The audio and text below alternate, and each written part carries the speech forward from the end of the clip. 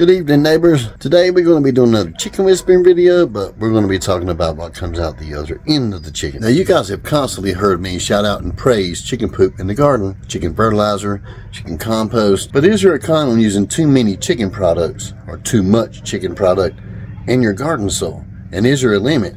There absolutely is, and it can be pretty bad for your garden soil. Let's go ahead and get started and dive right into it. And before I get started on all the cons, most of you guys know that we love using chickens in our garden plots. What we do is we always let our chickens go first. We let them pick out all the garbage, the seed, and then we let them fertilize. And then on top of the chicken poop, we'll throw out little leaves, make sure we get about 3 inches, and then straw on top of that. And every year we come back and we check our garden soil. And every year that we do come and check our garden soil, we record it, and it just gets better and better over time. And no matter what we try to grow, whether we have experience with it or not, it always seems easy.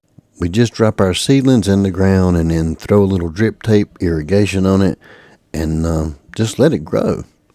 Sounds amazing, right? But as always, there is cons, and there is such thing as too much chicken poop. Garden soil that's continuously exposed to chicken product, it can build up quite a few metals, and they're really ridiculously hard to get out. I'll go ahead and cover them right now. Now, the main buildup that you're going to get, and these aren't the only ones, but the main ones are zinc, copper, and cadmium. All while not forgetting our most common and deadly friend, lead. And what's most important about this is these metals can spill over into your garden harvest vegetables, causing foodborne illnesses in human beings. And that should be the entire reason we're gardening anyway, not only to cut back on some of the grocery bills and the high food prices, but to get away from some of the garbage that the food industry is processing right now and expecting us to believe that it's healthy. We should be gardening to get away from soil and food contaminants and eat healthier and live longer. Now, I'm not trying to cause straight panic mode for people that use chicken products in their garden soil, but it is something you need to know, and there are different levels.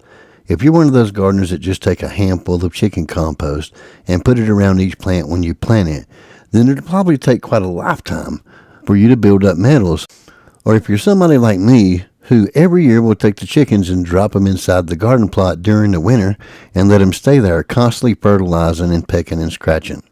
Then remove the chickens in late winter, let the garden sit for a few months, and plant in it in spring. Then obviously my levels would build up much faster than yours. We're only able to do this in each garden plot about 7 times or 7 consecutive years before we would have to stop.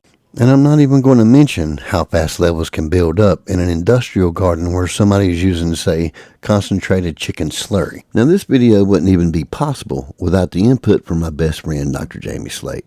But you can find him on YouTube over at Jules Gardening. Y'all go ahead and check him out. I'll leave a link in the description below. Now, regardless of what you're using for fertilizer, or whether you're trying to grow food or your own medicine, as long as you're out there, you're trying to grow something, then we salute you. For the rest of you, y'all get out there and get your grow on. There's no better time than the present. Y'all keep on keeping on, and we'll do our best to see you on the next one.